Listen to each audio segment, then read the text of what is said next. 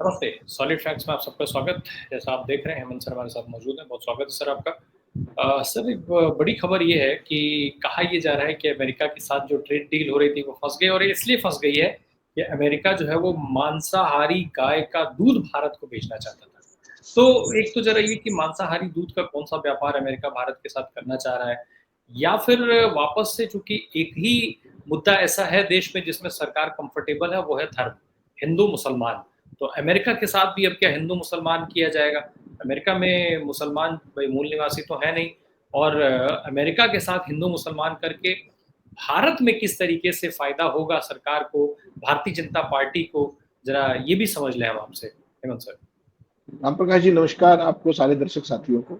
देखिए, नए दौर का भारत है। यहाँ पर जब आप किसी के साथ आंखों में आंख डाल करके आमने सामने सेम फुटिंग पर बात ना कर पाओ, तो फिर आपको वेज एंड मीन्स ढूंढने पड़ते हैं, कभी इधर से कभी उधर से। आपने पिछले 2 से ढाई महीने में ट्रंप साहब की भाषा देखी होगी भारत के प्रति जनरली, ऑपरेशन सिंदूर के दौरान, ऑपरेशन सिंदूर के बाद, ट्रेड डील के को लेकर के सारी जो बातचीत, भारत की चुप्पी और ट्रंप की एक तरफा घोषणा, ये सारी चीजें कुछ कह रही हैं। और ये चीजें ये कह रही हैं कि ट्रंप बेसिकली जो है, उनकी जो भाषा आज से नहीं पिछली टर्म में भी आपने देखी थी, इस बार थोड़े से ज्यादा वो हो गई है। ट्रंप की भाषा कभी भी किसी सभ्य राष्ट्र देखी तो कभी थी ही नहीं पहले। उनकी जो पूरी की पूरी एक छवि है और जो उन्होंने अपना ऑरा बनाया है, वो एक धमकीबाज बाउंसर की है। हर मामले में एक अस्थिर चित्त वाला व्यक्ति है, सनकी व्यापारी है, सत्ता और ताकत की धौंस देता है, और ट्रेड डील से लेकर वो हर चीज को बाजू मरोड़ कर करने में विश्वास करता है। ये आपने लगातार देखा मोदी जी के सामने जिस तरीके से भारत के टैरिफ टेरर की बात उन्होंने व्हाइट हाउस में मोदी जी की मौजूदगी में कैमरों पर कि भारत टेरर करता है टैरिफ का, उसके बावजूद उनको कोई जवाब नहीं मिला। और फिर लगातार वो जिस तरीके की घोषणाएं कर रहे हैं, और आज उन्होंने कमाल ही कर दिया जब इंडोनेशिया के साथ डील डिक्लेयर कर रहे थे, तो उसने कहा कि भारत के साथ भी ऐसी ही डील होने वाली है और बहुत सारे ऐसे क्षेत्रों में हम एंटर करने वाले हैं जहां हमारी पहली एंट्री नहीं थी। तो अमेरिका को यह पता है कि भारत दुनिया का सबसे बड़ा बाजार है, कंज्यूमर मार्केट, और उसको जो भारत के अंदर खपाने की इच्छा है, उसके मिल्क प्रोडक्ट्स आपको पता है किस तरीके से बहुत बड़े पैमाने पर, नंबर एक। नंबर दो, उनके एग्रीकल्चर। और भारत अभी तक उनके दोनों चीजों को भारत में इसलिए नहीं आने देता क्योंकि हमें अपने पशुपालकों का भी और हमें अपने किसानों के भी जो हित है उनको संरक्षित करना है। अगर अमेरिका के कृषि उत्पाद आए और अमेरिका के अगर दुग्ध उत्पाद आए, तो हमारा जो पूरी की पूरी इकोनॉमी है, और खासतौर पर किसानों की, गरीब किसान, हमारे यहाँ दूध उत्पादन कौन करता है? डेयरी तो हमारे यहाँ ऑर्गेनाइज उस तरीके से है नहीं, ज्यादा लंबी चौड़ी। तो दुनिया का सबसे बड़े मिल्क प्रोड्यूसर हम हैं, और हमारी जो कुल जीडीपी है उसका करीब करीब 3%, यानी कि 9 लाख करोड़ रुपए का भारत में दूध का उत्पादन होता है। और वो दूध का उत्पादन कौन करता है? छोटा किसान, सीमांत किसान, लार्ज। अगर अमेरिकन प्रोडक्ट्स भारत में आते हैं तो वो ये सारे के सारे सेक्टर को जो 3 लाख 1 लाख करोड़ तक का नुकसान हो सकता है। तो भारत सरकार ने आज तक हिस्टोरिकली कभी उनको परमिशन नहीं दी, और उसके कारण एक तो अपना व्यापार संरक्षण है, अपना स्थानीय वो। नंबर दो, एथिकल इश्यूज। अमेरिका के अंदर आपको पता है गायों का दूध बड़े पैमाने पे होता है, बहुत ऑर्गेनाइज्ड डेयरी फार्मिंग होती है, और वहां पशुओं को, खासतौर पे गायों को, प्रोटीन के लिए बहुत बड़े पैमाने पर मीट खिलाया जाता है। और मीट भी हर तरीके, पोर्क से लेकर के सब तरह का। वो भारत में एक एथिकल इशू आज से नहीं कभी से। तो बेसिकली जो गाय वहां पर मांस खाती है उसका दूध भारत में, अदरवाइज इंडिया के तो ट्रेड प्रैक्टिसेस के हिसाब से उनको परमिशन मिली, चाहे वो एग्रीकल्चर हो चाहे। लेकिन चूंकि भारत की जो राष्ट्रवादी सरकार है, वो ट्रंप का जो पिछले कुछ महीनों से लगातार, जो 20 जनवरी को आए थे तब से लेकर भारत को लेकर उनकी रट लगातार आपने देखी हो। 22 बार तो वो युद्ध विराम करा चुके हैं भारत पाकिस्तान का ट्रेड के नाम पर। तो वो जो मर्जी आए बोलते हैं और सारी चीजें। उनकी बातों का चाइना की तरफ आंख में आंख डाल के जवाब देते हैं। चाइना को उन्होंने धमकी दी थी, हम ये कर देंगे वो कर देंगे। चाइना ने 2 मिनट में उनकी पूछ सीधी कर दी, बिल्कुल सीधे स्ट्रेट में।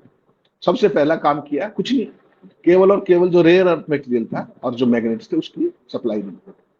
10 मिनट के अंदर ट्रंप का कॉल आया कि साहब बात कर लीजिए, और 2 दिन बाद शी जिनपिंग ने बात की। अमेरिका से चाइना ने अपनी शर्तों पर ट्रेड डील। आज तक ना अमेरिका ने खुलासा किया ट्रेड डील हुई, ना चाइना ने की, और सारा मामला नीचे नीचे जा रहा है।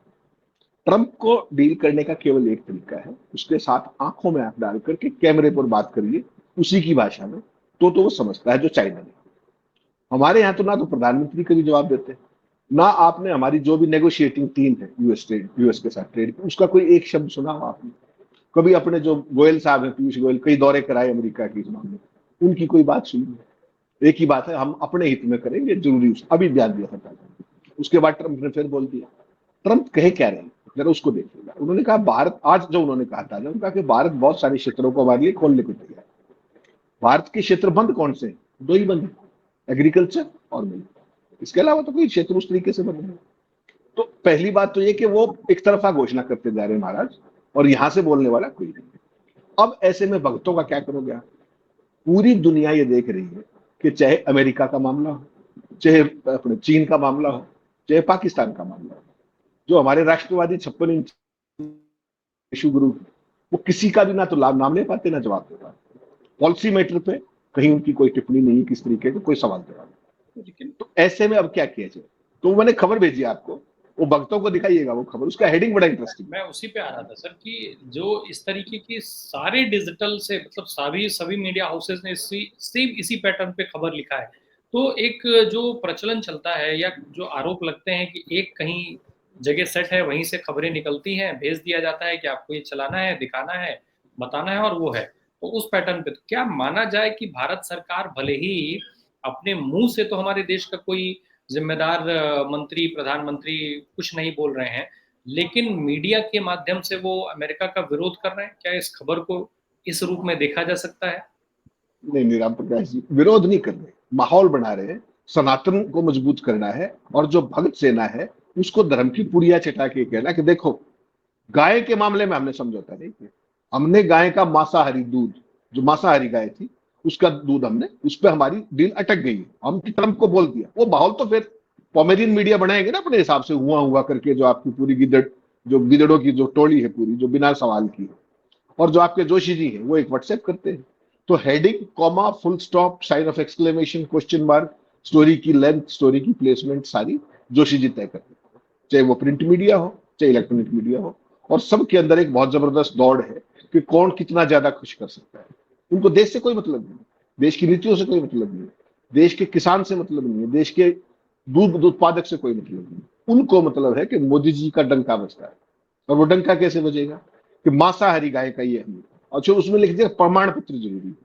भाई जब हमारा क्षेत्र खुला ही नहीं है, हम खोलने को इंक्लाइंड ही नहीं, तो आप सीधा कहिए ना कि ये दो क्षेत्र है। आपका एग्रीकल्चर के अंदर कौन सा मास इन्वॉल्व है? हमने नहीं किया ना उनको अलग। बेसिकली क्या है कि ट्रंप को उसकी भाषा में जवाब देने की आपकी हिम्मत नहीं, तो इसलिए आप उसको अल्टरनेट पैरेलल नैरेटिव ले आओ कि देखिए हम तो गाय के दूध के ऊपर, तो गाय के ऊपर तो हम माने ही नहीं। और ये हमारा जो इश्यू है राम प्रकाश जी, आज से नहीं है, यूरोप के साथ भी रहा है लगातार हमारा। वहां भी इस तरह की चीज है, वहां भी मीट मीट प्रोटीन के लिए वो खिलाया जाता है। तो बेसिकली एथिकल इश्यूज, ये कल्चरल इश्यूज लगातार हम, अच्छा गाय और मांस और ये सारी चीजें, और हमारा, क्योंकि हमारे देश में बहुत एक बड़ा वर्ग ऐसा भी है मेरे जैसा जो शाकाहारी है विशुद्ध तौर पर, तो उसको इस तरह की चीजें खिलाना या करना, प्लस हमारे लोगों का संरक्षण, जो किसान है, जो हमारे जो भी ब्रीडर्स हैं, उस सारे के अंदर उन चीजों पर जो पॉलिसी मैटर्स हैं, जो अमेरिका ये कह रहा है कि हमें इसमें भी छूट मिल जाएगी। अब ट्रंप ने क्या कहा आपको याद है? उन्होंने कहा कि भारत बहुत सारी चीजों पर जीरो टैरिफ करने पर तैयार है। जीरो। ऐसा कुछ सुना आपने कहीं भारत सरकार से? कहीं कोई बात है? कुछ नहीं। वो एक तरफा घोषणा करते जा रहे, उनको ये पता है ये जवाब नहीं दे पाएंगे। ये बात तो पहले भी कह चुके हैं कि भारत हाँ जीरो टैरिफ पर हमारे साथ बिजनेस करने को तैयार है। हाँ हाँ, लगातार। अच्छा और कमाल देखिए, भारत को तो उन्होंने ये भी बताया, मोदी जी को व्हाइट हाउस के सामने खड़ा करके 12-13 फरवरी को, अगर आपको याद हो तो, कि आप हमसे हथियार खरीदिए, F-35 हम देंगे आपको, तेल और गैस खरीदिए आप हमसे, और तमाम चीजें। यानी कि ट्रंप ने ये बात कही 12-13 फरवरी को, उससे लेकर के अब तक आपको पता है इस साल भारत क्या करने जा रहा है? भारत आमतौर पर $15 अरब के आसपास का तेल खरीदता है, एनर्जी खरीदता है अमेरिका से, मजबूरी में।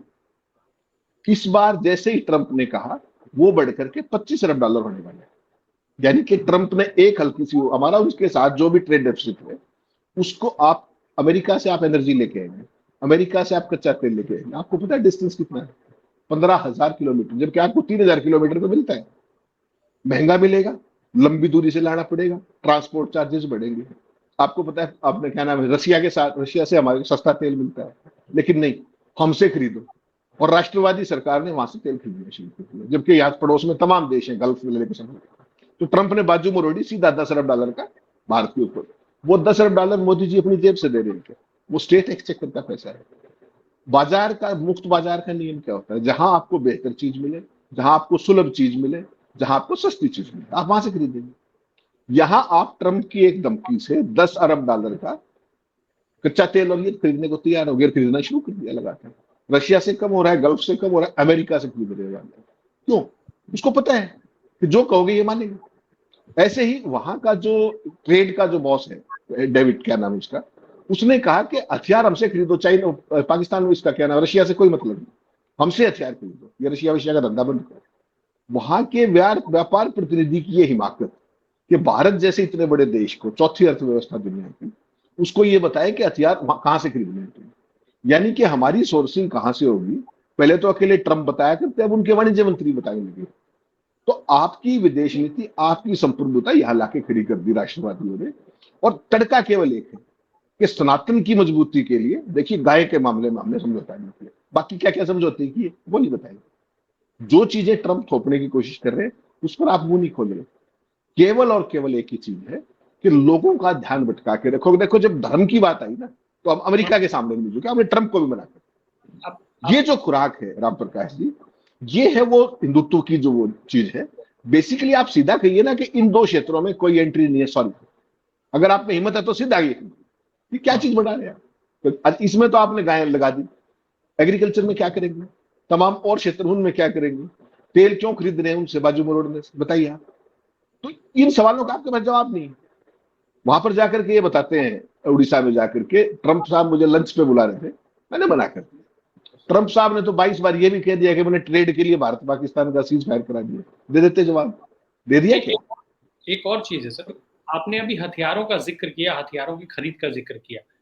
सीडीएस तो ये कह रहे हैं कि विदेशी हथियारों की खरीद की जरूरत ही नहीं है, आपको अपने स्वदेशी टेक्निक्स को जो है वो बनानी पड़ेगी। विदेशी हथियारों पर निर्भरता जो है वो खतरनाक है भारत के लिए, और उसका नुकसान शायद अभी हमने ऑपरेशन सिंदूर के दौरान देखा कि कैसे दुनिया ने राफेल गिरने को लेकर के खबर की, और हमारे साथ बाकी जो चीजें हुई वो दब गई। हमारे भारत की सेना की शौर्यता को जो है वो घटा करके दिखाया गया केवल एक राफेल के लिए। तो सीडीएस तो अलग चीज कह रहे हैं और भारत सरकार अलग चीज कर रही है। ऐसी आखिर ये द्वंद्व क्यों चल रहा है, आपस में भी ये द्वंद्व क्यों चल रहा है? सेना को लेकर के देश की सुरक्षा का सवाल है, उस पर भी सरकार जो है वो एक्सपर्ट्स की राय मानने को तैयार नहीं है, अपने को ही एक्सपर्ट मान रही है। नहीं नहीं राम प्रकाश, देखिए सेना का जहां तक सवाल है ना, मोदी की सरकार के लिए, बीजेपी की सरकार के लिए, सेना राउंड दी क्लॉक 24 घंटे 365 दिन वोट देने वाली दुधारू गाय है। सेना के जरिए केवल वोट दूते हैं। जब देश के वाइस चीफ क्या कह रहे हैं खड़े होकर के दिल्ली के अंदर, कोट एंड कोट, कि हमने पाकिस्तान के साथ युद्ध नहीं लड़ा, हमने 3 मोर्चों पर युद्ध लड़ा, जिसमें एक तरफ चाइना था, टर्की था और पाकिस्तान। ये देश का वाइस चीफ कह रहा है, और हमें इस खतरे से आगाह हो जाना चाहिए। उसके बावजूद चीन, जिस दिन डिप्टी चीफ ने कहा था उसके बाद चाइना कौन कौन जा चुका है? नंबर 1 आपके मित्र अडानी जा चुके हैं, उसके बाद डोवल साहब जा चुके हैं, उसके बाद निंदानाथ जी जा चुके हैं, उसके बाद जयशंकर जी भी गए हुए हैं, और सितंबर के फर्स्ट मंथ में स्वयं मोदी जी जा रहे हैं, 2019 के बाद पहली बार जाएंगे। चाइना पाकिस्तान को लगातार हमारा सब कुछ हथियारों के हमारे खिलाफ सारी कार्रवाई कर रहा था ऑपरेशन सिंदूर के दौरान। आज तक भारत ने उसका कोई प्रतिवाद करने की बजाय आप उनके साथ व्यापार बढ़ा रहे। ये है आपका सेना पे। ये सेना तो कहती है कि चाइना हमारा दुश्मन नंबर 1 है, आपका सबसे बड़ा व्यापार साझेदार कौन है? चीन। इसी बात को केवल समझ लीजिए, और ये कोई नई बात नहीं है। ये जो दो मुंहापन है, इसका केवल एक उदाहरण देख लीजिए। 2020 के जून में गलवान की घटना हुई थी, 5 जून को, आपको याद होगा। उस समय भारत का जो व्यापार था, आयात था जो चाइना के साथ, वो केवल $65.2 बिलियन था, और आज 5 साल में कितना हो गया? $101.7 बिलियन। यानी कि उधर चाइना ने हमारे सैनिक मारे, हमारा उनके साथ 155% व्यापार बढ़ गया, आयात बढ़ गया, केवल आयात, निर्यात तो घटा है, आयात बढ़ता जा रहा है। जो चाइना का कुल रक्षा बजट है वो $225 बिलियन है, इंडिया का $75 बिलियन। $225 बिलियन में से $100 बिलियन भारत का व्यापार घाटा है चाइना के साथ। यानी कि जो हमसे मुनाफा कमा रहा है उसी से हथियार बढ़ा के, उसी का शोध करके, उसी से पाकिस्तान की मदद करके और भारत के खिलाफ अपने हथियारों की रियल टाइम सिनेरियो में लैब टेस्टिंग कर रहा है। तो भारत की सेना जो है ना, सेना कुछ भी कहते रहे, जो सीडीएस साहब कह रहे हैं वो क्या गलत कह रहे। हमारे यहाँ जो राहुल गांधी, उन्होंने कितने दिन पहले ही कहा था कि आने वाला समय ड्रोन टेक्नोलॉजी का है। कहा था, आपको याद होगा, पार्लियामेंट के अंदर, और कितना चर्चित भाषण था। उसके बावजूद आपने क्या सीखा? आपने ड्रोन भी लेने हैं तो आपको पता है कहां से आएंगे? इसराइल से आएंगे। अडानी का एमओयू कराया जाएगा, अडानी बनाएंगे, यानी कि for the Adani, of the Adani, by the Adani, उसके अलावा कुछ नहीं। सेना जो कुछ कह रही है, सेना को तो बेसिकली अपना सारे का सारा equipment, machinery latest state of art चाहिए। जितना इंडिजिनस होगा उतना अच्छा है। आप तेजस बढ़ा रहे थे, जी इंजन आना था, कितने साल लेट है वो प्रोजेक्ट? कल दूसरा इंजन मिला है आपको अमेरिका से, कब मिलने थे? डिले क्यों हुई? कौन जिम्मेदार है? दूसरे देशों से जहाज खरीदते जा रहे हैं, जब अपना एजेटी तैयार है उसका क्यों नहीं करते? क्योंकि आपके पास इंजन नहीं है। तो हर चीज के लिए आप दूसरों पर प्रतिबंध है, एक तरीके से वो निर्भर है। और यहां बात करते हैं डंके, ये डंका हो गया, वो डंका हो गया। बेसिकली सेना एक से अधिक बार ये सारी बातें कह चुकी है, आत्मनिर्भरता की बात, स्वदेशी टेक्नोलॉजी की बात। इसके लिए राम प्रकाश जी, सबसे इंपॉर्टेंट चीज होती है रिसर्च एंड डेवलपमेंट। आपको पता है भारत में जो कुल जीडीपी है उसका 1% से भी कम रिसर्च एंड डेवलपमेंट में खर्चा जाता है। चाइना 3% खर्चता है। यही कारण है कि चाइना आज किस किस क्षेत्र में आगे जा रहा है, क्यों, कैसे वो आगे बढ़ते जा रहे हैं। एक से एक जो अल्ट्रा मॉडर्न साइंटिफिक टेक्निक्स है, चाहे एआई से लेकर के, जितने चिप से लेकर के सॉफ्टवेयर, हार्डवेयर, वटेवर, हर चीज में वो क्यों आगे बढ़ रहे हैं? क्योंकि उनका आर&डी पे भरोसा है। आपका भरोसा कावड़ पे है, आपका भरोसा सनातन पे है, आपका भरोसा धर्मांधता पे है, आपका भरोसा हिंदू मुस्लिम पे है। तो आपको तो मॉडर्नाइजेशन थोड़ी चाहिए, आपको तो धर्म की अफीम बांट करके, सांप्रदायिक विभाजन करके और सेना के नाम पर वोट मांगने के, इसके अलावा आपका कोई एजेंडा नहीं, माफ कीजिए। यही कारण है कि सेना चाहे कितने ही कुछ करती रहे, उनकी जरूरत पड़े तो सेना का नाम ले लो। ये जो जितने जहाज गिर रहे हैं लगातार, पहले मिग गिरते थे, अब ये गिरने लग गए सारे अपने जैगुआर और सारे, इसके लिए कौन जिम्मेदार है? 50-50 साल पुरानी विंटेज के जहाज है। 10 साल पुरानी गाड़ी को तो आप बैन कर दोगे, 50 साल पुराना जहाज उड़ रहा है, उसका कोई सिक्योरिटी है नहीं, किसी तरीके की कोई बात। तो सेना केवल केवल वोट जुगाड़ने का एक साधन बढ़ा लिया इन्होंने। सेना की मांग, सेना की जरूरतें, सेना की रियल टाइम बातें, हकीकत के सेना कितनी बार ये कहती है कि चाइना से खतरा है, चाइना से खतरा है, और आप क्या कहते हो? गोली का बदला गोला पाकिस्तान। देश से बाहर पाकिस्तान का मुंह से नाम नहीं निकलता, चीन का नाम तो कभी वैसे ही निकलता। तो ऐसी सूरत में जो ये सो कॉल्ड राष्ट्रवाद है, चाहे वो ट्रेड वार हो, चाहे रियल टाइम वार हो, चाहे देश की संप्रभुता हो, वो हर चीज कंप्रोमाइज होती जा रही है। क्योंकि नीतिगत स्तर पे आप दिवालियापन पे खड़े हैं। You don't have any policy, you don't have any vision. आप उसको उससे बैलेंस करते हो, उसको उससे बैलेंस करते हो, और पता लगता है कि जो कहते हो ना बार बार के, मेरे तो, हम तो गुजराती, हमारे तो व्यापार खून में, तो वो व्यापार खून में है। तो रशिया से सस्ता तेल छोड़ करके आप अमेरिका क्यों खरीदने जा रहे हैं? बता दीजिए इतने लंबे रूट से। जो $10 अरब जो तेल खरीदोगे वो, फायदे का व्यापार हमारे खून में, उन्होंने ये कहा है कि व्यापार है तो व्यापार तो कर ही रहे ना, फायदे का जिक्र तो उन्होंने नहीं किया। एक और चीज जोड़ दूं सर साथ में, कि जब जो अभी आपने कहा कि इसराइल से खरीदा जाएगा, अडानी जी बनाएंगे, जब पूरे देश से ऊपर हैं अडानी जी, तो सेना से ही फिर क्यों? भाई जाहिर सी बात है कि तब वो सेना से भी ऊपर माने जाएंगे। सेना के लोगों की सलाह, चाहे सीडीएस हो या वायुसेना प्रमुख हो, किसी की सलाह मायने नहीं रखती है इसके लिए। वो सब अडानी जी के लिए ही जब सब कुछ करना है। राम प्रकाश जी अकेले अडानी क्यों? आपने अनिल अंबानी का देखा हुआ पिछले दिनों, जितने भी हाँ, एयरफोर्स। उनके लिए तो खैर, हम मुझे लगता है कि शायद देश के लोगों को गर्व होना चाहिए कि आप भले ही 5 किलो राशन पे जिंदा हो, लेकिन अनिल अंबानी साहब अपने को दिवालिया घोषित करने के बाद वापस से वो रिकवर करने लगे हैं। अब उनके फ्रॉड का टैग जो है बैंक वापस लेने लग गई है। साथ में अब उनकी आय जो है वो, उनकी जो संपत्ति है वो बढ़ना भी शुरू हो चुकी है। देश के लोगों को गर्व करना चाहिए। नहीं आपकी नहीं, राम संख्या बढ़ प्रकाश, रही है, आप 80 करोड़ से 85 करोड़ हो गए 5 किलो लेते लेते, अब 90 करोड़ होने जा रहे हैं। तो गर्व करिए, देश के लोगों को गर्व करना चाहिए इस पर। नहीं राम प्रकाश जी, इसमें कुछ और भी खोल के देखिए आप। जब आपका राफेल डील की बात चल रही थी, जिस तरीके से 126 से घटा करके 36 जहाजों पर आप आ गए थे, तो उस समय तमाम कोर्ट्स के अंदर दुनिया के अनिल अंबानी के खिलाफ, आपको पता है ना क्या चल रहा था? उनके खिलाफ दिवालिया की कार्रवाई चल रही थी, खासतौर पर चाइना वाले लोग के खिलाफ। उसके बावजूद भी दसों के साथ, जो राफेल बनाती है कंपनी, उसका ऑफसेट पार्टनर कौन था? अनिल अंबानी। याद होगा।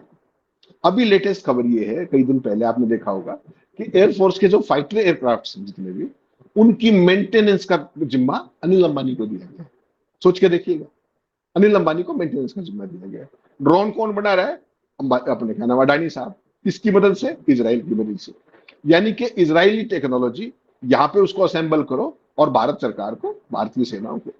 यानी कि जो कुल मिलाकर के instead of doing indigenous research and development, आप बाहर से टेक्नोलॉजी लाओ, मुनाफा कमाओ, सेना को चिपकाओ और साइड हो जाए।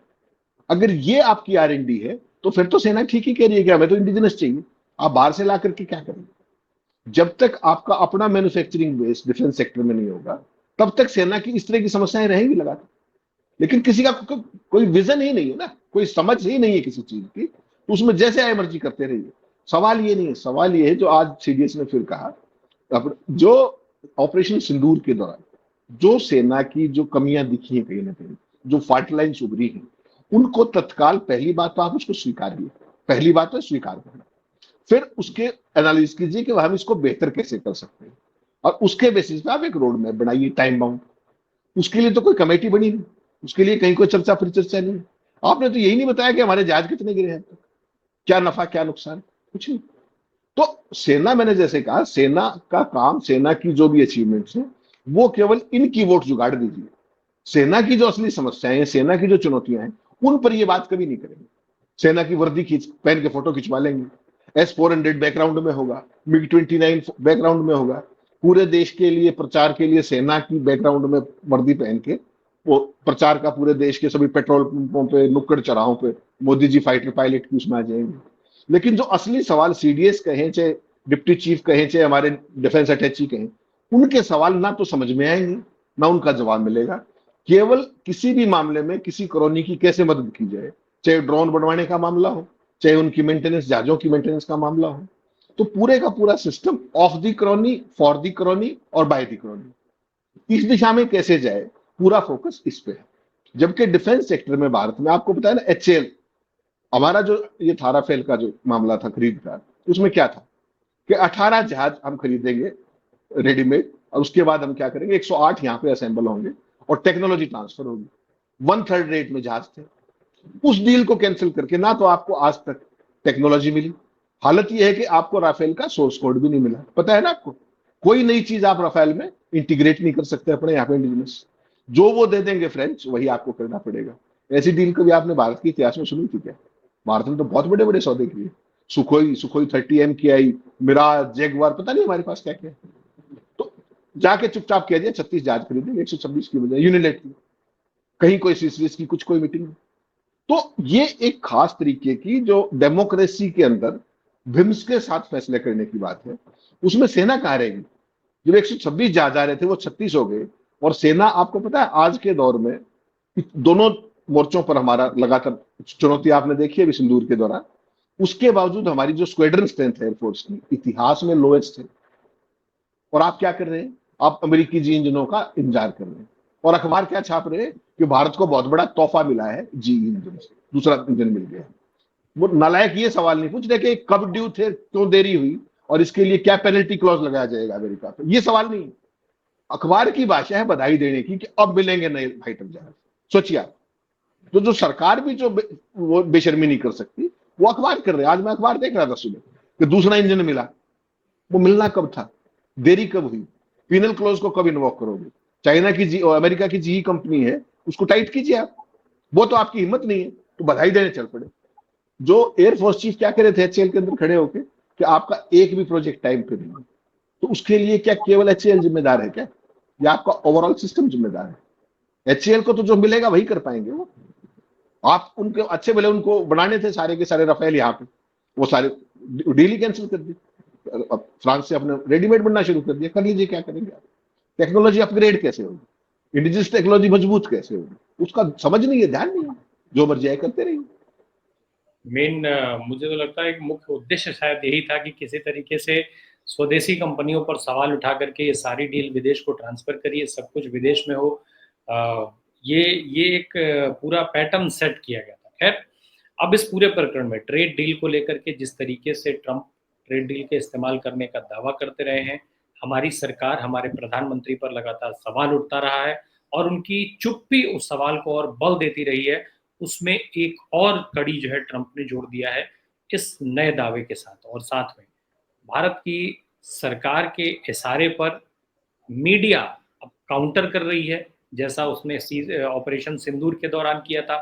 भारत सरकार जहां सीज फायर करने की तैयारी कर रही थी, वहां हमारी मीडिया इस्लामाबाद और रावलपिंडी पर कब्जा करवा रही थी। कुछ उसी तरीके का इस ट्रेड डील में भी हो रहा है। अब धर्म के हथियार से केवल ट्रंप नहीं, पूरी अमेरिका को तबाह करने के लिए भारत सरकार ने हमारी मीडिया को आगे कर दिया है और हमारी मीडिया ने मोर्चा संभाल लिया है। अब ट्रंप कहीं पानी भरते हुए दिखाई देंगे और अमेरिका तो खैर तबाही हो जाएगा। कुछ दिनों के बाद जो है उसी मांसाहारी दूध में डूबता हुआ अमेरिका हम लोग देखेंगे, जिसमें हमारी मीडिया डुबा रही है।